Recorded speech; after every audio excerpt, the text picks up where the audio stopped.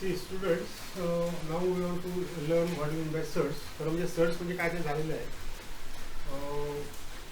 जे irrational numbers आहेत ज्यांचे आपण व्हॅल्यू काढू शकत नाही, म्हणजे नॉन रिकरिंग आणि नॉन टर्मिनेटिंग आहेत असे जे आहेत ते सगळ्यांना आपण सर्च म्हणतो. So we are going to learn surds. Now last time we have seen nth order of nth root of a, where a is called radical, this is called radical sign, and n is called order of the surd. Now if the order is 2, then we call it as a quadratic surd. In this topic we want to learn only the things about quadratic surds. Now let us see the first form of that one, that is the simplest form. Now this is a quadratic surd because this is order is 2. Now when do you see or when do you say this is in the simplest form, if the radicand can be expressed as, here it is 49 into 2. Now where 49 is a perfect square. Now if this is so, this is not in the simplest form. Now you can write down this is root of 49 into root of 2, that is 7 root 2. Now this is what we call in the simplest form. म्हणजे route 98 आणि 7 route 2 सेमच आहे, फक्त हा कसा आहे याला म्हणतो आपण सिम्पलेस्ट फॉर्म, कारण the radicand is now such that which cannot be factorise such that one of the factor is a perfect square. ते फॅक्टराइज करता येत असला म्हणून त्याला सिम्पलेस्ट म्हणायचं नाही, फॅक्टराइज करता येतोय आणि त्याच्यातला एक सुद्धा फॅक्टर परफेक्ट स्क्वेअर नाही असं असेल तर त्याला म्हणायचं सिम्पलेस्ट. नाउ 375, आता तुम्हाला साधारणतः दिसतं इथे की 375 is in the form of, बघा तुम्हाला इथे काय समजतं का, याला आपण 5 ने भाग जाऊ शकतो किंवा याला 25 ने पण भाग जाऊ शकतो.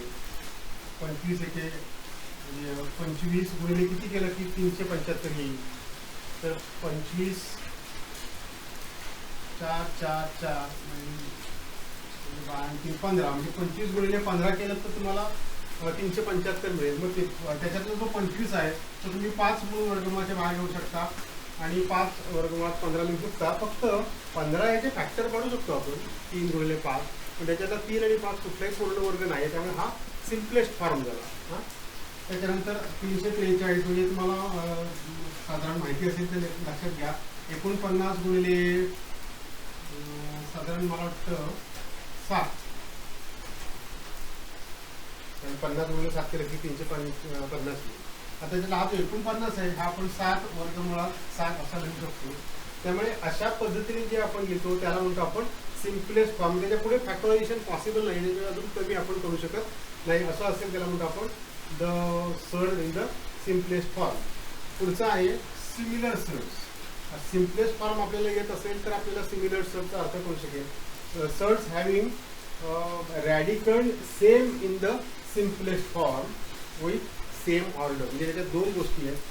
सिमिलर कधी म्हणू शकतो, त्यांच्या ऑर्डर सारखे असतात. अर्थात आत्ता आपण फक्त ऑर्डर 2चाच विचार करतो, त्यामुळे ऑर्डर सारखे असणं होत आहे. आणि त्याच्याशिवाय रॅडिकल त्यांचं सेम असलं पाहिजे. म्हणजे हे जे सर्ड्स आपण लिहिले 2 रूट 3, 4 रूट 3, -4/7 रूट 3, 1/√3, या सगळ्याचं बघा ते सिम्पलेस्ट फॉर्ममध्ये आहे आणि त्याचा रॅडिकल हा 3 आहे. So that's why all these are similar surds. Now we want to learn about these simplest form and similar surds in the आपण सिमिलर सर्ड बघतोय. आता हे दिसताना आपल्याला दोन सर्ड बघा, रूट 45 आणि रूट 80 दिसताना आता तरी ते सिमिलर आहे असं वाटत नाही, कारण त्यांचे रॅडिकल वेगवेगळे आहेत. पण ते सिम्पलेस्ट फॉर्ममध्ये आहेत का, तर ते सिम्पलेस्ट फॉर्ममध्ये आहेत. जोपर्यंत सिम्पलेस्ट फॉर्ममध्ये नाहीत तोपर्यंत आपण सिमिलर आहेत किंवा नाहीत हे सांगू शकत नाही. ह्याच्या अजून फॅक्टर पडू शकतात. 9 into 5, so 9 can be taken as 3 root 5. म्हणजे आता हा सिम्पलेस्ट फॉर्म झाला 3 root 5. तसंच ह्याचं तुम्ही म्हणू शकता की 16 गुणिले 5, म्हणजे आता 16 म्हणजे 4 रूट 5. आता तुम्ही म्हणू शकता की दोन्ही सिमिलर सर्ड्स आहेत, त्यामुळे दिसत नसले तर ते सिमिलर नाहीतच असं आपण म्हणू शकत नाही. So they can be similar or cannot be. First you should know how to convert into simplest form. Simplest फॉर्ममध्ये झाल्यानंतर आपल्याला कळतं या दोघांचं रॅडिकल 5 आहे, so they are similar surds. पुढे आपल्याला दोन सर्ट्सची कंपॅरिझन करायची, म्हणजे थोडक्यात कुठला मोठा आणि कुठला लहान हे ठरवायचं आहे. त्याच्यासाठी एक सिंपल टेक्निक आपण वापरणार आहोत. When A and B are two positive real numbers, म्हणजे याच्यातलं महत्त्वाचं ए अँड बी हे पॉझिटिव्ह रिअल नंबर्स आहेत, आणि जर ए स्क्वेअर हा लेस दॅन बी स्क्वेअर असेल तर आपण मग काय म्हणू शकतो, ए हा लेस दॅन बी नक्की असणार आहे. आणि A square is equal to B square असेल तर A is equal to B म्हणणार आहोत. आणि A square greater than B square is to असेल तर ए ग्रेटर दॅन बी होतं. खरं म्हणजे आपण तुम्ही तुमची पुस्तकं बघितली तर हे असेल तर हे असं म्हणणार आहोत, पण आपण ॲक्च्युली जे वापरणार आहोत ते असं नाही. आपण जर त्यांचं स्क्वेअरमध्ये रिलेशन जे असेल तेच त्यांच्या स्क्वेअर रूटमध्ये असतं असं वापरणार आहोत. त्यामुळे मी मुद्दाम देताना जरा उलटं लिहिले. So when A square is less than B square A is less than B, when A square is equal to B square a is equal to b, and when a square is greater than b square then a greater than b. Now next example is to actually how to compare two surds. Now see, we want to solve 4 examples. Compare this surds, that means which is the bigger one and which is the smaller one. यापैकी ओळखायचा तुम्हाला. आता direct बघितलं तर तसं ओळखणं सोपं नाही आहे. So first we'll convert these surds into which are not in the simplest form. So 6 root 2 you can write it as square root of 6 means 36 into square root of 2, that is square root of 72. जे simplest form नसलेल्या फॉर्ममध्ये आपण convert करतो, उलटी दुसरे करतो. आणि 5 root 5 म्हणजे आपण कसं लिहू शकतो, रूट 25 इंटू 5. हे 5 स्क्वेअर रूटच्या आतमध्ये जाताना 25 होती आणि मग हा 125 होईल. आणि मग आपल्याला या दोन म्हणजे 72 आणि 125 मध्ये रिलेशन लिहिता येईल. 72 is less than 125 and hence root 72 is less than root 125. Root 72 म्हणजे तुमचा 6 रूट 2 आहे, which is less than 5 root 5. म्हणजे असं तुम्हाला ही एक प्रोसिजर झाली. याच प्रोसिजरप्रमाणे अजून एक आपण बघूया. Now we can write down 7 root 2 as root of 49 into 2, that is root of 98. कुठलाही आकडा असो जो रूटमध्ये असेल तर आत लावायचा नाही, रूटच्या बाहेरचा आतमध्ये नंतर वर्ग करून घ्यायचा. 5 रूट 3 तुम्हाला लिहिता येईल स्क्वेअर रूट ऑफ 25 इंटू 3 म्हणजे झाले 75. आता ह्या दोन आकड्यातलं मात्र लिहिताना पहिला आकडाच पहिल्यांदा लिहायचा आणि दुसरा आकडा दुसऱ्यांदा लिहायचा आणि मग लिहायचं ॲज 98 इज ग्रेटर दॅन 75. जे रिलेशन आहे ते इथे लिहायचं. And hence root 98 is greater than root 75. Actually root 98 म्हणजे तुमचा हा नंबर आहे 7 रूट 2 ग्रेटर दॅन 5 रूट 3. म्हणजे अशा पद्धतीने तुम्ही हे उदाहरण सोडवू शकता. तर हेच उदाहरण जरा वेगळ्या पद्धतीने कसं सोडवलं त्याची दुसरी 2 उदाहरणं घेतली आहेत. डायरेक्ट इथलं आपल्याला रिलेशन शोधायचं, समजा इथं चौकोन आहे माहीत नाही आपल्याला काय, याचा वर्ग करायचा म्हणजे 4 इंटू 7.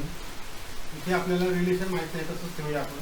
आणि ह्याचा पण वर्ग केला तर येईल 28. आता इथे 28 इथे रूट केला तर 28. आता माहिती आहे 28 इज सेम ॲज 28. म्हणजे हे जर सेम असतील तर हे सुद्धा सेम असले पाहिजे. त्यामुळे इथे तुम्हाला रिलेशन देता येईल two root 7 is equal to root 28. म्हणजे डायरेक्ट वर्ग करून जरी आपण सोडवलं तरी चालू शकतो. सेम तसंच इथे बघा, इथलं आपल्याला रिलेशन माहीत नाही आहे, so have a blank here. आता ह्याचा वर्ग करूया म्हणजे 25 इंटू 5. तर इथलं रिलेशन आपल्याला माहिती नाही, ह्याचा वर्ग करूया 49 इंटू 2. आता हा येईल 125 आणि इथलं रिलेशन माहीत नाही आहे आपल्याला येईल 98. आता आपल्याला नक्की माहिती आहे की 125 is greater than 98. So you can write down here greater than, as this is greater than so this should be greater than. म्हणजे तुम्ही कुठल्याही पद्धतीने म्हणजे सर्च कम्पेअर करू शकता.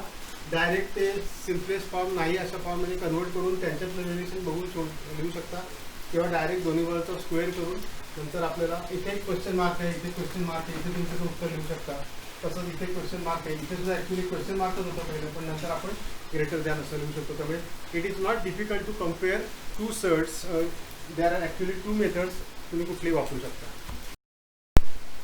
Now see, we want to see operations on surds. म्हणजे आता आपण लहान मोठेपणा ठरवला. आता आपल्याला सर्ट्सची बेरीज, सर्ट्सची वजाबाकी, सर्ट्सचा गुणाकार, सर्ट्सचा भागाकार. So we want to see how to add 2 surds or how to subtract 2 surds. Actually, only we can do addition or subtraction of like surds. Now it is 2 root 3 plus 7 root 3. Now they are like surds because their radicals are same in the simplest form. So it is root 2 root 2. It is very simple. 2 plus 7 root 2 and the answer is 9 root 2. जसं आपण 2x plus 3x करतो 5x लिहितो same तीच position आहे. x ची ऐवजी √2 आहे म्हणून ते लाईक असली पाहिजे. त्यामुळे 2√7 plus 7√7 2√2 plus 7√2 is equal to actually 9√2. त्यामुळे जशी आपण व्हेरिएबलची बेरीज करतो तसं सेम आहे. तसं तुम्हाला इथे पण लिहिता येईल. वजाबाकी पण सेम आहे 5 मायनस 2√7 कारण हे √7 like search in the simplest form. So the answer is 3√7. Now see this one 5√7 minus 2√7 that is 3√7 directly लिहू शकतो. 5 minus 2 केल्यावर 3 येईल. तसंच 4√5 minus 2√5 केलं तर म्हणजे येईल की 2√5 असं लिहिता येईल. आता एक एक्झाम्पल बघा इथे 9√5 4√5 and √125. So the addition is not possible असं लगेच म्हणूया नको because this is not in the simplest form. So first you have to convert in the simplest form. So it is 9√5 minus 4√5. You have to convert this into the simplest form where radical is 5. So you can write it as 25 into 5. So it is simple 9√5 minus 4√5 and now you can write down this as 5√5. आता तुम्हाला बेरीज आणि वजाबाकी एकदम सुद्धा करता येईल. जेव्हा एकदम झेपत असेल तर थोडं थोडं करा. हे 9 minus 4 plus 5√5 असं लिहू शकतो आपण. 9 minus 4 is 5 and 5 plus 5 is 10. So the answer is 10√5. त्यामुळे ॲडिशन आणि सबट्रॅक्शन करत असताना फक्त आपल्याला एक गोष्ट लक्षात ठेवायला हवी की your search should be in the simplest form and should be light search. Now see one more example here. Here it is 3, here it is 27, here it is 48. आता सिम्पलेस्ट फॉर्म म्हणजे 3 आहे त्यामुळे हे जर 3 मध्ये कन्वर्ट झाले तरच आपल्याला बेरीजमध्ये करता येईल. आता 3 ने करायचं असेल तर 16 3 48 म्हणजे 16 गुणिले 3 लिहिता येईल. इथे 9 गुणिले 3 लिहिता येईल. So you can write down that one 7√16 into 3 minus √9 into 3 minus √3. That is equal to 7 into 16 by 4√3 minus 9 by 3√3 minus √3. That is 28√3 minus 3√3 minus √3. परत आपल्याला जमतं. पुढे मात्र एखादी मिस्टेक होते. आता हे डायरेक्ट आपण समजा ह्याच्यासारखं बघायसारखं कॉमन घेतलं तर 28 वजा 3 आणि ह्याच्यातलं सुद्धा आपण √3 कॉमन घेतलं तिथे वजा 1 येणार आहे. काय काय विद्यार्थी लिहिताना हा 1 लिहायचा विसरतो कारण त्याला वाटतं काय कॉमन नाही आहे म्हणजे काही शिल्लक राहत नाही असं वाटतं. 28 वजा 3 म्हणजे 25, 25 वजा 1 म्हणजे 24√3 असं आपण उत्तर लिहू शकतो. त्यामुळे दोन लाईक सर्ट्स जे आहे in the simplest form can be easily added. बघा ॲडिशनसाठी आणखीन ॲडिशन किंवा सबट्रॅक्शनसाठी आणखीन 2 उदाहरणं घेतली आहेत. Now √8 and √8 they are not in the simplest form but they are like surd. So you can actually add those all those and then you can convert it to simplest form if asked. Now it is 13 plus 1/2 minus 5. You can have a bracket here and √8 that will be your first step because all they are like surds having radical 8. Now you have to add this one. Notice here it is common denominator is 2. Now you have to multiply this by 2, that is 26. Here it is already 2 plus 1 minus, if you multiply this by 2 gives you 10 here. Now 26 plus 1 that is 27 minus 10 that is 17 upon 2 √8. Now this √8 can be simplified further. 17 upon 2 it is 4 into 2. Well, this 4 can be taken outside, which will be 7 by 2 into 2√2. Now this 2 will cancel and the final answer will be 17√2 if the answer is asked in the simplest form. If not asked, you can keep answer up to this step. Now see one more example here. It is equal to, now see this is √7, this is √7, this is √7. So they are like surds. So directly you can take. Now when you take √7 common, here nothing will be not, but 1 will be there. Minus 3 upon 5 plus 2 √7. Now that is equal to, again here denominator is common, denominator is 5.